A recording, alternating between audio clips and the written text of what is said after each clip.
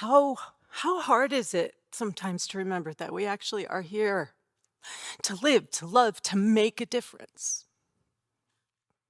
I just finished doing a series at Unity in Marin on this book called The World Could Be Otherwise. And it's a Buddhist perspective. And we were looking at the intersection between Buddhism and unity.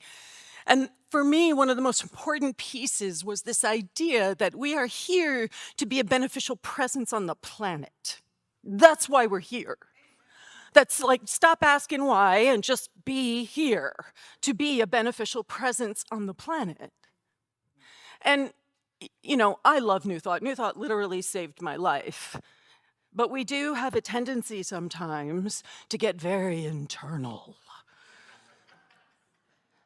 And so part of what I feel like I am here to be, to do, to share, so that I can leave my mark on the world, is to support this desire to actually be in the world in a new and transformative way. And for me, the pathway to that arose out of affirmative prayer. I was a mess, I'll be honest. I had lost my partner at the time, my community, my job, everything. I was just a bucket of tears, and they would not stop. And I was really close to saying, I didn't know why I was here. So I was really close to saying, well, it doesn't matter if I'm here or not. And I stepped into a New Thought community. I started off at Agape and moved into Unity. So I started at Centers for Spiritual Living, and I went to one randomly. I was visiting some friends in Providence, Rhode Island. I show up at that CSL, and there is an Agape practitioner there who did affirmative prayer with me. And for the first time, I actually felt hope. I actually felt like, oh, I could maybe get on the other side of this. Anybody in here ever feel like we're not sure we're going to get on the other side of this? Yes. And what she did was she didn't get down in my stuff with me. She acknowledged my pain. She didn't dismiss it, but she was like, and that is not who you are. She just kept reflecting back to me, you are brave, you are strong. She would say, you may not know it, but that is the truth of who you are. And the surety that she spoke with, her spiritual authority, resonated with the truth of who I was, which was buried under so much grief and loss and humanness that I couldn't see it or feel it. And as she reflected back to me the truth of who I was, like space was created. Space to actually remember something about myself. So, that launched me from a career as a professional actor and fight director to being a minister. Here I am. Because the work is so important. This idea of healing is so important.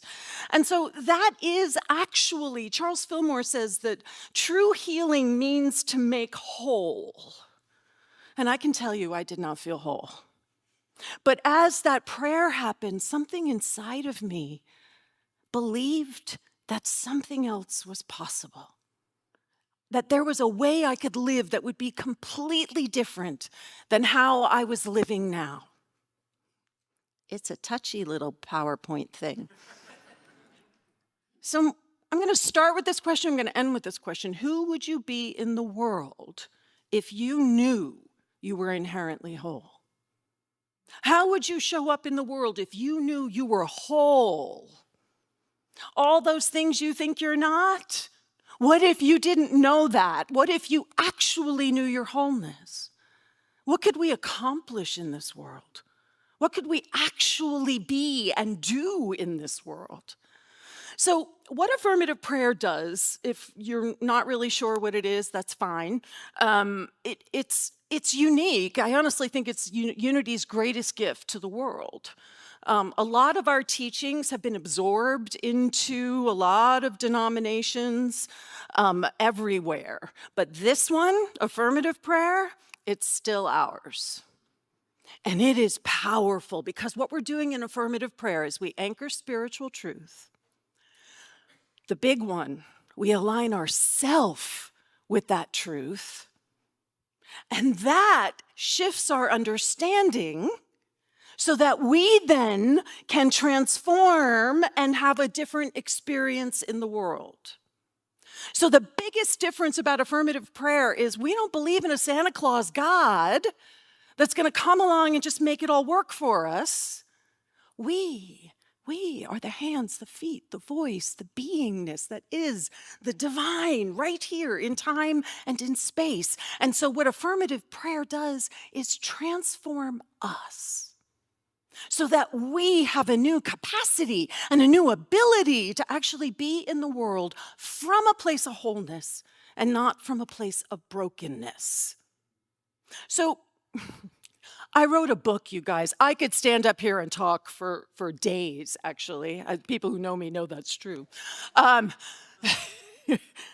I'm going to focus just on what I call the heart of affirmative prayer, okay? Just the heart of it. And it is, God is, I am, therefore I can. Everybody say it with me. God is, I am, therefore I can. Can you feel how there's an ease to this? Because sometimes people are like, it's so confused. It's really not confusing. God is, I am, therefore I can. And what we are doing is, I don't know about you, but when I'm having a really rough time, I can't know the divinity about myself. Maybe you can, I can't. It just feels impossible to me. But I can look out at all of you and maybe recognize something about God. I can look at nature and maybe recognize something about God. I can listen to Misa sing and whew, do I recognize something about God? So we have this idea of what God might be. And now remember, in Unity, God is not a being. God is beingness. God is consciousness. God is a divine principle, immutable, unchangeable, which means it's reliable. You can lean into it. It's not going to change on you. There's no trickster God here in Unity. You can rely on these principles. So when we're trying to recognize God in the midst of whatever's going on in our heart, the question that I always ask myself is, what would be useful right now? What would be useful right now? Can you feel how practical this is? What will support me in my prayer's purpose? What is the spiritual antidote to whatever it is that's alive inside of me that is causing pain and suffering? And how we answer that is what I call the qualities of the divine. The divine is a big, massive thing, isn't it? It's everything there is. It's one power. It's one presence. It's beautiful. Is it useful? I don't know. I don't know how to use that. One power, one presence. But I do know that if I just pick one thing, wholeness, that's useful for me right now because I feel broken. So I'm going to anchor wholeness for myself. If I'm feeling, as I often do, that I don't have enough time, anybody in here relate to that? The antidote, the spiritual antidote to that would be abundance. An abundance of everything there is. So we can have qualities of the divine that allow us to access something. Now, if you haven't studied Unity's 12 powers, these are great antidotes, spiritual antidotes. Pick a power, any power. It actually doesn't matter what power you pick. Pick a power, any power. Live into that power, and something within you is going to be transformed. If you haven't figured out already, zeal is one of my powers. All right? All right? So we get to pick. God is, right? First, God is. So maybe God is wisdom. Maybe God is strength. Maybe God is love or joy or power. Can you feel that? We just say, okay, if God is power, Ha, somebody's jumping ahead. Somebody read the book, right? So then we go from God is, this big God is, and we get to integrate it right here. Right here. It's not out there. We are not separate. No matter how alone you feel right now, it's an illusion. You're not alone. You're not alone. So as we integrate the I am, what we're being invited into is to let go. Michael Beckwith says 95% of spiritual liberation is letting go. So we have to let go of the small sense of self. We have to let go of the thing that we are so attached to. If it doesn't turn out this way, my life is over. Let it go, right? And we are being invited to stand in our spiritual authority, not our human strength, but our spiritual authority. And Linda and I, Linda who wrote the book with me, we call this being a divine human. We don't have to dismiss our humanness. I love my humanness personally. I think my personality is pretty awesome. So I'm all for my humanness. And I want to hold my humanness in this awareness of the truth of who I am. Can you feel how that's a much larger container for who I am? So as we're integrating the I am, there's all these things that get in the way, right? All the things that get, oh, I did it again. All these things that get in the way. So some of us might have embedded theology. Right? We grew up with a God outside. We grew up with a God as a being. The idea of saying, I am divine, can literally feel blasphemous to us. So the invitation here is to really look at what that is. What is blocking us? Right? Maybe we had things that were said about us when we were a child. You are always getting into trouble. You don't know how to sit still. You don't use your critical thinking enough. Whatever it is, that stuff gets in there, right? And then maybe there's the stories we tell about ourselves. And these, I think, are the hardest ones to heal, you know? I grew up in a family where everything was dysfunctional, and because of that, I am permanently and irrevocably harmed. We say it all the time. In the mind of God, you have never been hurt, harmed, or endangered. In the mind of God, the divinity that you are is always whole. So whatever that story is, whatever people have told you, whatever you have told yourself, we get to say, what if that's not true? Just a what if. What if that's not actually true? What if I actually can heal from the wounds of my childhood? Anybody in here not want to heal from the wounds of their childhood? We get very attached to the narrative. So Charles Fillmore says this, I love this quote. He says, and I did make it gender neutral, because of course, oldie-timey stuff, it's all written in the masculine, so I changed that part, but the rest is him. If you are looking at yourself or at any other person in any way, but as the God person, you are really lying to yourself about yourself or others. Right, wow. We don't want to lie to ourselves. We want to stand in the truth of who we are, right? The truth. And here, I know it's hard, right? I teach this all over the country, and the biggest stumbling block for people is the I am. How can I be God? How can I say I am God? I'm not God. God is so much bigger than I am. And my answer to that is, yeah, God is bigger than you are. Just pick one part of God to be. Just pick one aspect. Pick one piece of what would be useful to you right now and allow yourself to be that. You don't have to be the all of God. Does this make sense to everyone? You just need to be that one thing right now. That one thing. So if we have God is wisdom, then we have I am wisdom. Can you feel that? Now, obviously, we can say that, blah, blah, blah. We have to do the inner work so we actually believe it, right? That it's actually alive in us, that I am wisdom. And that's why we have each other. Look around at each other. And if you're watching on the live stream, we're still looking at you too. But we have each other to remind us, right? To say, no, really, I know you feel completely inept right now, but you're not.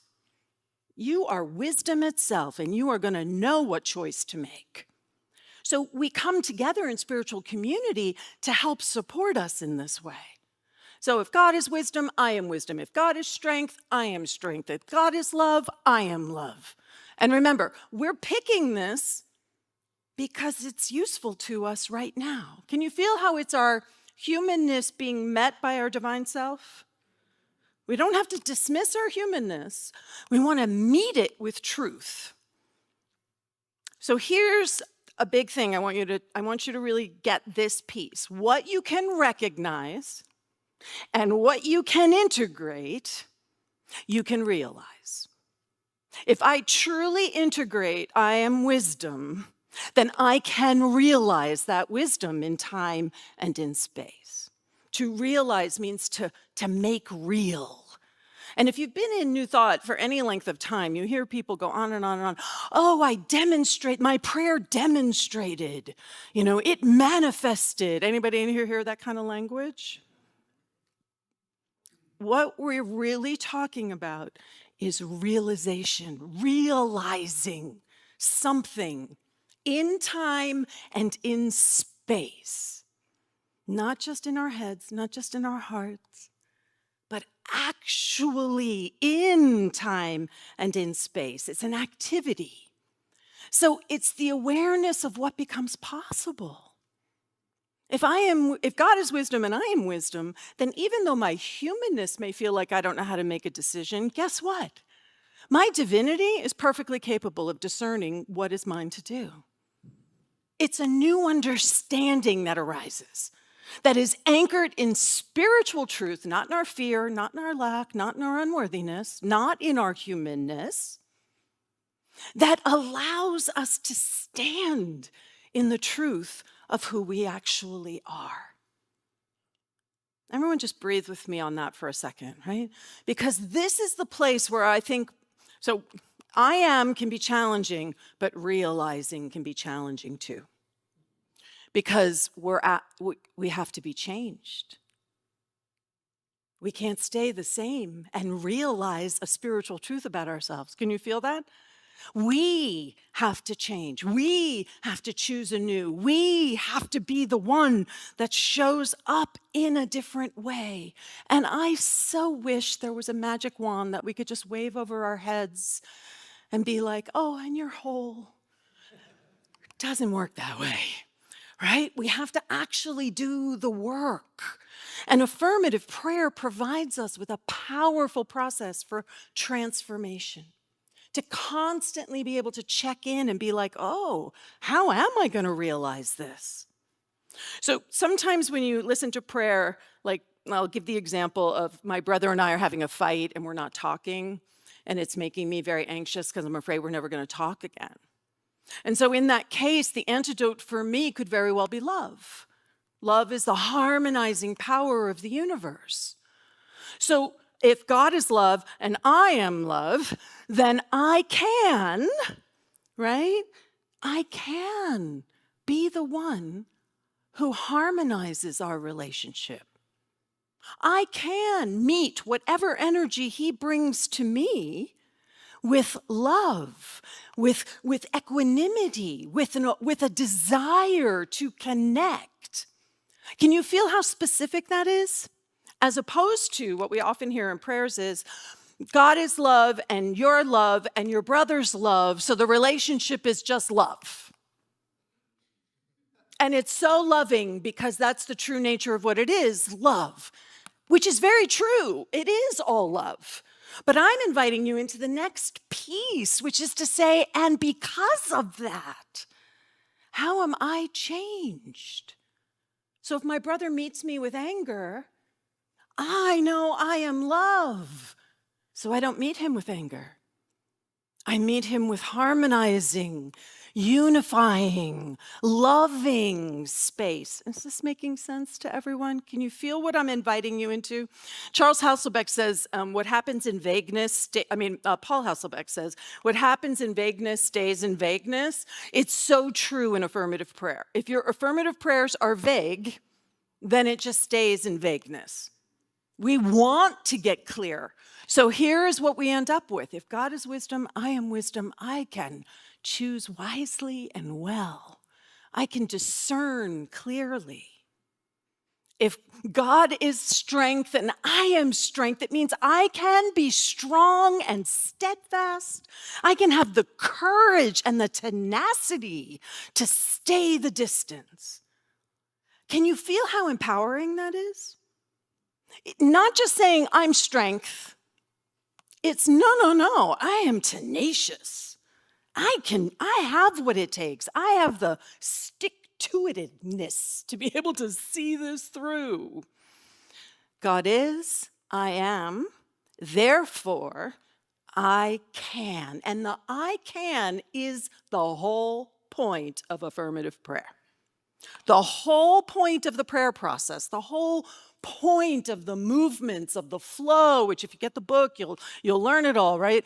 The whole point is to support the realization of what you are actually capable of as a divine human. That is what we get to step into with this powerful process. So Myrtle Fillmore says it this way: God is life, we make that life into living. God is love, we make divine love into loving. God is substance, we take the substantial reality and bring it through into the manifest world. That's what we're being invited into. And so I say this to people, at the end of your affirmative prayer, if you are not changed and transformed, pick a different quality. Because that spiritual antidote didn't do the job. And that's okay. Trial and error. It's like, pick a different quality. If you're still in the same place at the end of it, then that means that there's another spiritual antidote for you to explore. And oftentimes, the one we're being invited to explore is the one that we're the most uncomfortable with. So just know that ahead of time. Like in my prayers, I don't really go to zeal, right? Because I have a mastery of that power. What's going to allow me to transform is going to be a different power, right? A different power. So the purpose of affirmative prayer is to align with whatever divine principle will meet, heal, and transform a false sense of separation. We focus the purpose of the prayer on what we want to realize and experience. And then we actually have to do it. We actually have to live it. And this is where affirmations support us. This is where other people praying can support us. You say, I know I need to be love in the face of my brother's anger. Right? Support me in the truth of who I am. And that is how we shift the dynamics in all of our relationships. You know, in relationship, you got two people dancing. And if we're always doing the same steps, guess what? The dance is just going to stay the dance. But what if one of us stops doing the dance?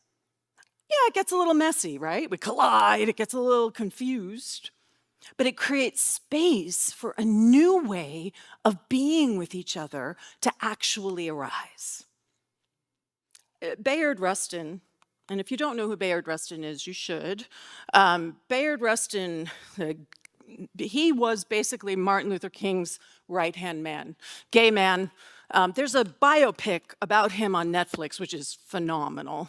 And, you know, He wasn't closeted, but he wasn't also like fully out. There was some tension there. But he is the one that brought to Martin Luther King so much of how you get to show up in nonviolent communication. He brought Martin Luther King into the writings of Gandhi, right? I mean, and sort of worked with him to really create what we now understand to be the civil rights movement. And he says, inspiration, untethered from action, loses all value. And this is what I want you to take away about affirmative prayer. You can come away from an affirmative prayer feeling so inspired and at peace, and oh, that feels so great.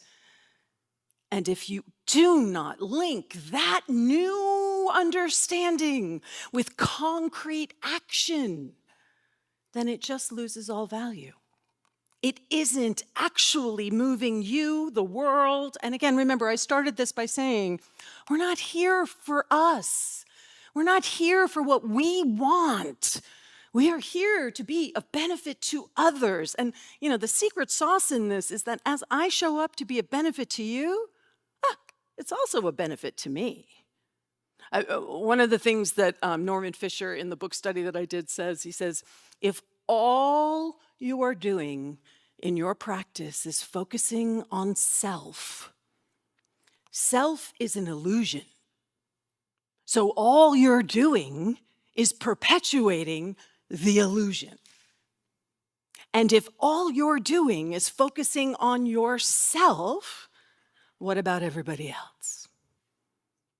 We are being invited to be agents of change and transformation in the world. And we know in Unity that it begins here as an inside job, but it doesn't end here. Inspiration untethered from action loses all value. So if you want to know more about this process, everything else, I brought books with me. Linda and I are leading an affirmative prayer retreat at Unity Village in July. And it's really, if you haven't been to the village, it's a magical place. There's labyrinths, there's a nature preserve, there's a lake, it's beautiful, gardens. And so Linda and I designed the retreat so that we'll meet in the mornings and do some work, and then the afternoons are going to be open for your personal retreat time, opportunity for whatever it is that you want to sit with and explore, and then we come back in the evenings and we do another evening process together. So there's going to be a lot of spaciousness at this particular retreat. So if it at all speaks to you, the QR code is there. You can find out more on the Unity website, but it really promises to be a really enriching time, and you'll get to just be steeped. Unity Village is where Silent Unity, right? It is the prayer center. So you'll get the opportunity to actually be on grounds and experience what that is like. So my question, who would you be in the world if you knew you were inherently whole? How would you show up if you truly knew that? God is, I am, therefore I can.